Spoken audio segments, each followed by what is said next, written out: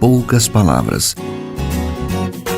Um olhar sobre o mundo, a vida e a sociedade, à luz da Palavra de Deus, com Augustus Nicodemos.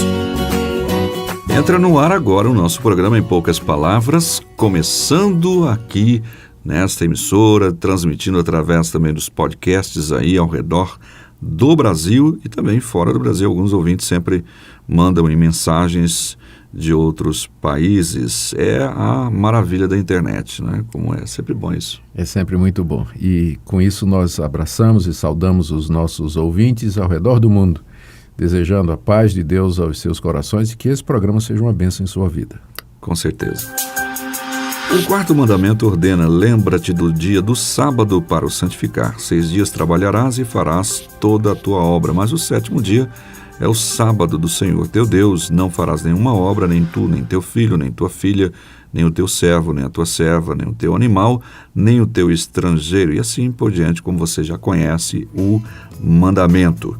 A guarda ou não do sábado. E que sábado é esse? Tema do nosso programa de hoje.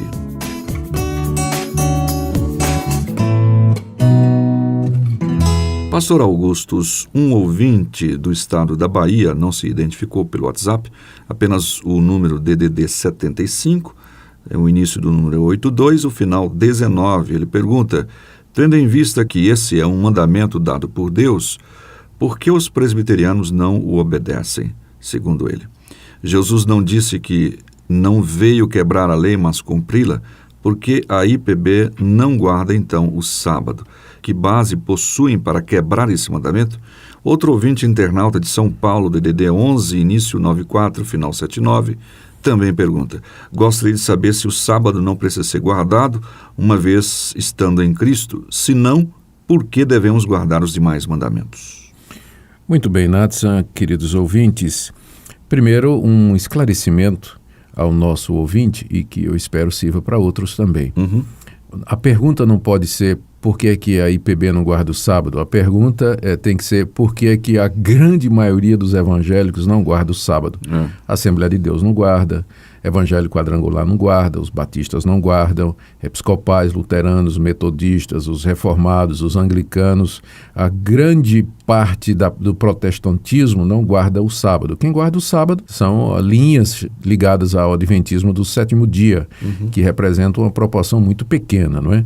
Então, a grande parte da cristandade não observa o sábado porque entende que o dia para se guardar é, de fato, o domingo. E agora também, aquilo que o nosso querido ouvinte perguntou, não é? Ele disse que Jesus veio cumprir a lei. O cumprimento que Jesus veio dar à lei não foi somente de obedecer os seus mandamentos, mas levar a lei à sua consumação. E o quarto mandamento, sendo profético e simbólico do descanso eterno que Deus nos dá, ele é cumprido na ressurreição de Cristo, no primeiro dia da semana, que é o domingo, como símbolo e promessa da vida eterna. Então, nós não entendemos que estamos quebrando o quarto mandamento quando nós descansamos no domingo. O ponto do quarto mandamento é se lembrar do descanso que Deus nos dá. E nós entendemos que o sábado estava relacionado com a lei cerimonial de Israel e o domingo é o pleno cumprimento da tipologia que estava imbuída no quarto mandamento. Jesus ressurge no primeiro dia, então esse é o descanso verdadeiro, o descanso que ele nos dá. Outra explicação que eu preciso fazer é que eu não tenho muita dificuldade com queridos irmãos em Cristo que dizem que preferem guardar o sábado porque na consciência deles esse é o dia para guardar. Eu não tenho dificuldade disso. Meu problema é quando as pessoas vão dizer que a guarda do sábado é essencial para a salvação, como é dito dentro de algumas linhas do adventismo clássico. Ou seja, a guarda do sábado é colocada como sendo uma condição para a salvação pessoal. Aí eu já acho que é ir muito além do que a palavra de Deus diz. É meio judaizante. É meio judaizante isso aí. Mas agora vamos tentar entender essa questão do sábado em poucas palavras. Uma questão que ela é polêmica e eu sei que o espaço aqui do programa não vai ser suficiente. Bom, o quarto mandamento você já leu, Deus, de fato, determinou que nós nos lembrássemos do dia de sábado para o santificar e determinou que nesse dia, então, não se fizesse nenhuma obra, nem nós, nem aqueles que estão debaixo da nossa autoridade, nossa casa, aqueles que estão próximos de nós. Esse conceito da guarda do sábado, ele foi posteriormente desenvolvido em Israel. Os judeus, então, costumavam no dia de sábado descansar de todas as suas obras e fazer convocações solenes, assembleias, onde ouviam a palavra de Deus, onde Moisés fazia os seus pronunciamentos, e isso então se tornou, de fato, um estatuto, regra e norma em Israel. Com o passar do tempo, o mandamento ele começou a ser deturpado, Nathan, especialmente no período do Segundo Templo, né? Que é o período que compreende a destruição de Jerusalém, cerca de 650, 700 anos antes de Cristo, e o retorno dos judeus para a Palestina e a reconstrução do templo encabeçada por Esdras e Neemias, não é? Então, esse período aí de mais ou menos 600 e pouco antes de Cristo até a vinda de Jesus Cristo é chamado período do Segundo Templo. Nesse tempo surge uma liderança chamada dos fariseus que passa a ter domínio no campo religioso dentro de Israel e político também, e traz algumas alterações e adições à guarda do sábado. Porque levantava-se a seguinte pergunta: o mandamento diz que eu descanse no sábado. Sim. Então, mas e se eu caminhar 1 quilômetro, eu estou quebrando esse mandamento? Se eu caminhar 2 quilômetros, eu estou quebrando esse mandamento? Se eu levar um peso de 10 quilos, eu quebro? E se eu levar um peso de 5, eu quebro? Eu posso cozinhar no sábado? Quanto tempo o fogão pode ficar aceso e não quebrar o mandamento? Então, os fariseus teceram minudências legais para atender esse tipo de coisa. Eles regulamentaram a guarda do sábado de tal maneira que havia uma legislação específica e numerosa, extremamente detalhada a respeito do que é que o judeu podia ou não fazer no sábado, indo muito além daquilo que que Deus havia dito através de Moisés na guarda do mandamento. Esse é o quadro quando Jesus aparece no cenário, pregando o reino de Deus, e logo ele é confrontado pelos fariseus. E uma das coisas que serviu de confronto entre eles foi exatamente a questão da guarda do sábado. Primeiro, quando Jesus cura no sábado. Aí eles dizem: peraí, você está quebrando o sábado, você está fazendo uma obra no sábado. E Jesus responde: hipócritas, quem de vocês, se o jumento, o boi, a ovelha não cair num poço no dia de sábado, você não vai lá e salva aquele animal, não é? Outro episódio foi que Jesus estava atravessando, vamos dizer, um milharal. Na verdade, era uma plantação de trigo, né? Jesus estava atravessando lá a plantação de trigo. Os discípulos pegaram as espigas e estavam debulhando e comendo porque estavam com fome. Os fariseus dizendo: você não pode fazer isso porque é proibido trabalhar no sábado. Vocês estão colhendo. Né? Aí Jesus lembrou um episódio em que Davi, no dia de sábado, Davi entrou no templo e estava com fome, e o sacerdote deu para ele os pães que eram destinados somente ao uso religioso, né? E Jesus então diz: eu sou Senhor do sábado, eis aqui quem é maior do que o sábado. Então Jesus se colocou acima do sábado, se colocou como sendo aquele que tem, para quem o sábado apontava. Ele é a consumação do sábado. Ele é o descanso. Ele é o descanso que o sábado preanuncia, não é? E aí, continuando a história, quando Jesus ressuscita, ele ressuscita em que dia da semana? Ele não ressuscita no sábado, ele ressuscita no primeiro dia da semana, que é o domingo. E depois ele aparece 2 vezes aos seus discípulos. Em que dia eles aparecem aos discípulos? 2 vezes no domingo, primeiro dia da semana, quando eles estão reunidos, e dá para eles as instruções a respeito da grande comissão e por aí vai. Os apóstolos de Jesus Cristo, eles já demonstram nos seus escritos esse entendimento de que o sábado se cumpre na ressurreição e que o dia do cristão, sábado sendo de Israel, e o dia do cristão, da consumação, é exatamente o dia de domingo. Tanto é que lá no livro de Atos, no capítulo 20, verso 7, está registrada uma fala de Lucas. Estava ele, Paulo e mais uma comitiva. Eu não sei se Silvano, Timóteo, o texto diz lá. Mas eu sei que a comitiva de Paulo parou para partir o pão no primeiro dia da semana. Ora, partir o pão era algo que era feito durante o culto. Os discípulos se reuniam para partir o pão e celebrar a morte e a ressurreição do Senhor Jesus.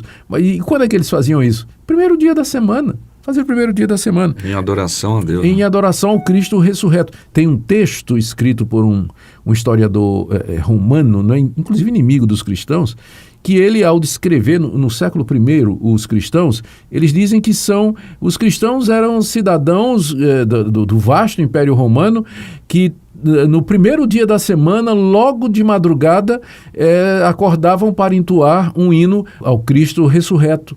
Então já há registro, né, de que os cristãos faziam isso no primeiro dia da semana. Lá na carta de Paulo aos Colossenses, Paulo diz assim, que os sábados, ele fala lá dia de festa, sábados e lua nova, isso tudo eram sombras que cessaram com a chegada da vinda de Jesus Cristo. Ele se refere ao sábado como sendo uma sombra.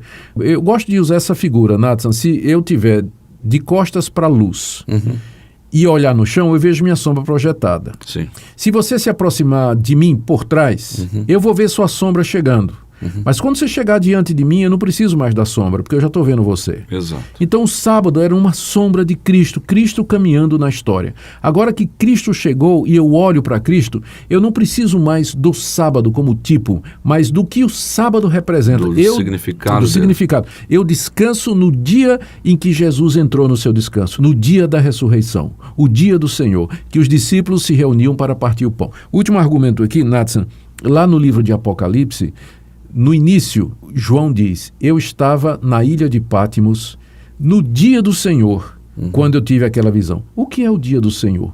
Então, o dia do Senhor é o dia de Cristo. E que dia é o dia de Cristo? Qual é o dia que marca o momento mais importante da história de Cristo? É o domingo. É o dia em que ele ressuscita para a nossa justificação e para ser a nossa esperança. Aí o pessoal vem dizendo que foi Constantino que inventou essa coisa. Os cristãos já partiam pão no domingo, já celebravam a Cristo no domingo. O que Constantino fez foi legalizar, já que o cristianismo virou a religião oficial do Império Romano. Então essa é a resposta que nós damos, pela qual nós hoje entendemos que estamos sim obedecendo o mandamento de Deus ao descansar no domingo e usá-lo como dia do Senhor.